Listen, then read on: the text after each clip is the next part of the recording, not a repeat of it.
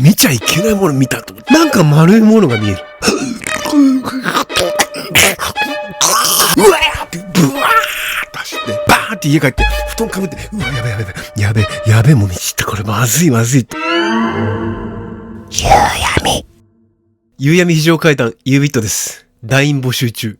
私もね、おぎゃーと生まれた一人の人間ではありますが、子供の頃に経験したことっていうのは、やっぱ一生引きずるっていうか、その人の人間を形成するって言いますよね。で、僕が今こうして、こういう状態でいるというのは、やはり幼稚園から小学校の時に暮らしてたその環境がめちゃくちゃでかいと思います。今こうして僕が階段を話させていただいてるっていうのは、小学校の時に経験した影響がものすごく強いと思います。今日その話したいと思います。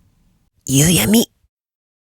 で、これも場所を言ってしまうと、やっぱりちょっと問題があると思うので、ちょっと控えさせていただきたいんですが、S 大っていうところに住んでましたね。S 大は、今すごくね、高級感が漂う、めちゃくちゃハイソな人しか住んでないイメージが強いと思うんですけども、僕が住んでる時は、まあ食堂ありましたし、雑貨屋さんありましたし、ハイソなものっていうのはほとんどなかったですよね。まあ下町みたいな。山手ですけど下町みたいな感じでしたよ。近所の兄ちゃんにね、よく遊んでもらったりしましたし、楽しい、のびのびとした生活をさせていただいたなという印象は今思うとあるんですけれども、でもね、周りにちょっと変なものが多かったですね。奇妙なものが多かった。お寺の学校に通ってたんですよ。幼稚園の頃ね。で、お寺の中に幼稚園があって、そこの幼稚園に通ってたんですよ。で、当時から、まあちょっと聞かなかったのか、ちょっとずれてたのか、友達はいなかったんですよね。で、遊ぶことといえば自分で遊ぶ、考え出して遊ぶことが多かったんですけれども、まずはじめに道具が必要なんでね、遊ぶのもね。当時パソコンとかスマートフォンもちろんないですから、自分で遊ぶものは自分で作ったりしてました。あと駄菓子屋さんに行ってね、駄菓子屋でおもちゃ買ったりして遊んでたりもしましたけれども、秘密基地を作るわけですね。そういう遊び場を、自分のテリトリーを作るんですけども。で、その秘密基地はどこで作ったか。これ大問題なんですが、今そんなことやったらもう大ニュースになってしまうんじゃないかなっていう自慢でもなんでもないですけどね。バチ当たりなんですが、私墓石を組み立てて墓石の中に基地作って遊んでたんですよ。昔の墓石ですよ。今の墓石は動かせないです、大きくて。だけども、無縁仏の墓石とかね、ちっちゃいですから、あれ動かせたんですよ。動かしてコーナー作って、そこにね、基地作って遊んでたんです。とんでもないガキでしたね。まあそんなことはやってるんで、なんか呪われたりしたんでしょう。たたられをしたんでしょう。20代の頃、30代の頃はとんでもない思いしたりしたんですけど、まあそんなような遊びを、夜な夜な、夕方、夜も遊んでましたから、うち夜がね、未商をやってたんで、夜中まで遊びまくってたんですよね。で、学校とかも行かない時もありましたし、もうとんでもないガキでした。私が今から話すのは、近くにね、これもちょっと言ってしまうと、今、現存してますから、場所の名前言えないんですけれども、研究所があったんですね。で、その研究所っていうのは、病院ももちろんやってまして、病院がやってる研究所。そんな場所があったんですよ。で、そこっていうのはものすごく広くて、野球とかもできたんですね。当時そこで草野球やったりしてたんですけれども、そこで遊ぶのが、僕の小学校の時の、フィールドだったんですね。で、近くはね、ホテルが今建設されてますけど、そのホテルのところも沼地で、オオサンショウウオとかね、こんなのがいましたよ。あとカエルの卵がいっぱいあって、もうものすごい自然むき出しな場所だったんですけど、で、私はそっちよりも、あっちの方が沼があるから遊びに行っちゃいけないよって言われてたんで、病院の方で遊ぶことが多かったんですよね。その日もね、病院に遊びに行きました。で、病院で何するかって言ったら、いろんな遊びができるんでね、ゲーラカイトって昔あったんですけども、紐つなげてこうやって、見えなくなるまで、風の強い日にタコをあげてね、タコですよ。パタパタパタって言って。で、飛んでっちゃいましたけど、そんなことやったり、あと近所にね、外国籍の方が、住んでらっしゃる村みたいなのがあってね、そいつらと喧嘩するんですよ。後で仲良くなりましたけど、何の喧嘩をするかって、石投げあるよんです。石ですよ。そんな過激な奴らなんで、仲良くなったら過激な遊びをするんですけど、ちょっとほんとこれも今やったら大問題で、病院ですよ。病院の守衛室ってあるんですけど、そこの守衛室っていうところに爆竹投げ込むんですよ。で、爆竹投げ込むとそこの守衛室って管理人のおっさんがチャリンコでこの野郎って追っかけてくるんですけど、それが楽しくてやってたんですよね。その外国人の方と一緒に。そんなフィールドで遊んでたんですが、そこの、病院ですよね。いろんな噂があって、七不思議みたいなのあるじゃないですか、学校とかもね。七不思議どころじゃなくて、あそこはなんか作ってるだろう。なんかやってるだろう。いろんな話を聞いてたんで、子供心に興味があるわけですよ。で、病院ですから、いろんな実験もしますよね、研究所ですから。例えば、遺伝子操作の研究とかもやってるわけですよ。バイオハザードみたいなもんですよね。で、当時は、すごくセキュリティが甘くて、木でできてたもんですから、変なし子供とかだったら入れちゃうんですよね。そんな甘いセキュリティシステムでした。だって注射器の針とかもほんと捨ててあるし、危なかったですけどもね。よく感染症にならなかったなと思いますけども。で、今でほら、カードキーでシューってやって、ピッピッピッと押したり、あと認証とかでこうやってやったりすると、そこまで厳重になってますけど、昔は本当に簡単に入れました。で、テニスコートがあるんですよ。広いですから。従業員の方がテニスやられるのかわからないですけども、幼稚園とかもあるんですけど、中にね。で、テニスコートのところの近くに、木でできた、こういう掘ったて小屋みたいなのがブワーって長いんですよ。ブワーってあって、そこから獣の匂いがしてくるんですよ。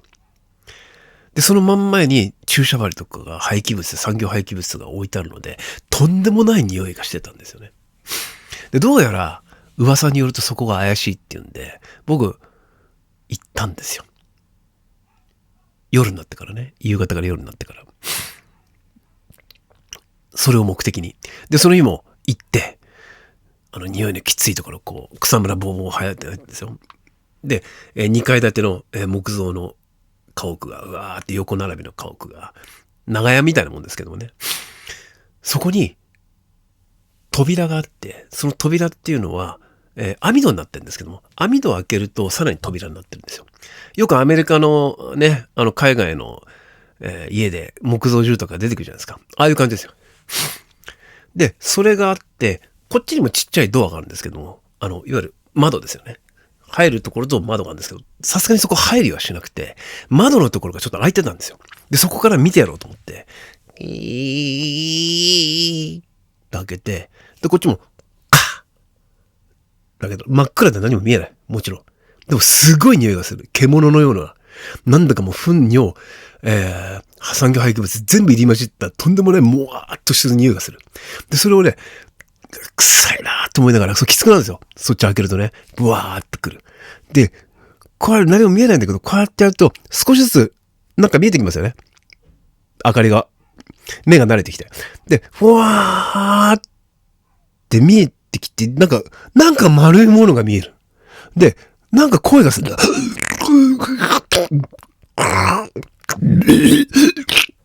豚だかなんだかわかんない。でも人間の声みたいなのも聞こえる。聞こえるんですよ。うわ、なんだろうと思ってゆっくりこうやって見て、あーって言ったら、っていうすごい顔の形相の人間じゃない。でも人間でもなく動物でもない。よくわからない生き物が、うごめいてるんですよ、こうやって。うわ、やっべえと思って、ザバーって逃げましたよ。捕まると思って。いや、これ見ちゃいけないもの見たと思って、ブワーッと走って、で、バーンって家帰って、布団かぶって、うわ、やべえ、もう見ちった、これまずいと思って、クーってやってたんですよ。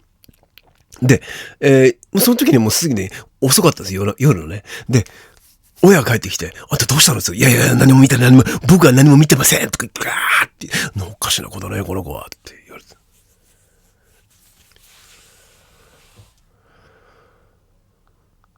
これ、何だったのかな今考えると。で、もう一回見に行ったんですよ。もう一回ね。いない。で、そこって、その窓があって、だいたいそうだな、1、2、3、4、8個ぐらいあったかな。そういう場所ね。こう長屋になってるんですよ。部屋が。ダン、ダン、ダン。で、一個一個の扉があって、一個一個の小窓がついてるんですけど、その小窓、もう一個見れる場所があった。そこまで見たんですよ。昼間ですよ。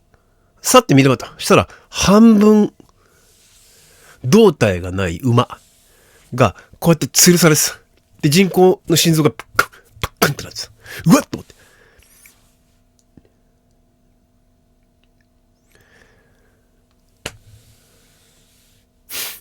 その後ね、高校生になったり、20歳ぐらいの時に、何回もその肝試し的な感じでね、友達連れて行ったんですよ。その場所ね。ちょっと、さすがにここでは言えないことがあって、言えないんですけれども、一時期、高級車ばっかり止まってた時があった。広いんですよ。坂道になってて。で、霊安室があるんですけど、そこに高級車がバーッと止まってる。でも全部廃車なんですよ。で、中に荷物が置きっぱなしになってる。埃が被ってるんですよ。10台ぐらいありましたね。10台ぐらい。なんだろうこれと思って。霊安室の前に。で、僕がふと思ったのは、そうなんじゃないかなと思ったのは、なんか人間いじってんのかなとも思いましたね。どうでもいいような人、それも。で、そこの場所って、なんかすごい通ずる場所もあるんですよ。とんでもない道とか。僕これ言ってたら多分なんか、もしかしたら、こうされるかもしれないから怖くてちょっとこれ以上話せないんですよね。名誉毀損になってしまうかもしれないんで、ただはっきりとした場所言わないですよ。もちろん言わないですけど。要はなんとかスタイン。まあ、はっきり言ってエプスタインとかね、エプスタイン問題とか今、盛んなんですけどもね。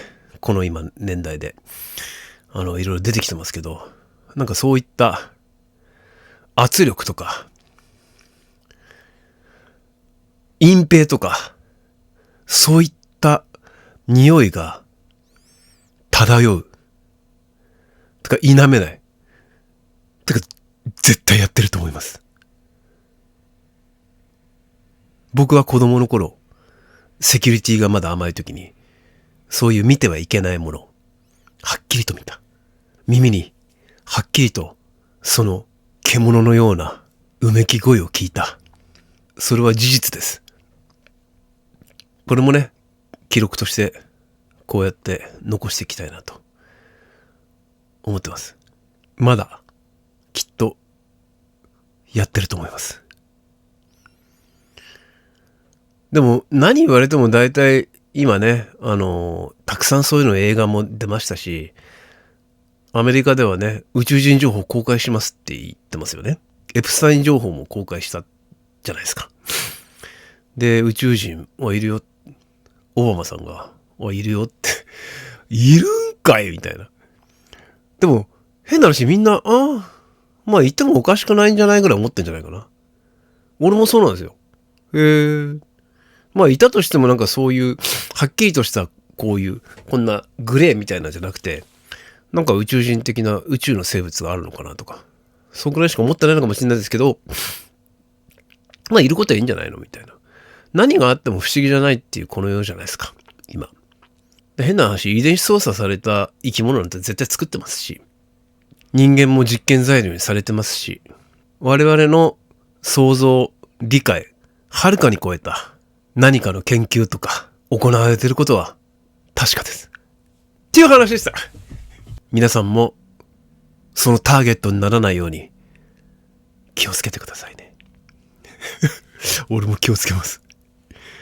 ということで、こういう話をね、情報交換する団員募集中です。それでは、また次回会おうぜ。夕闇。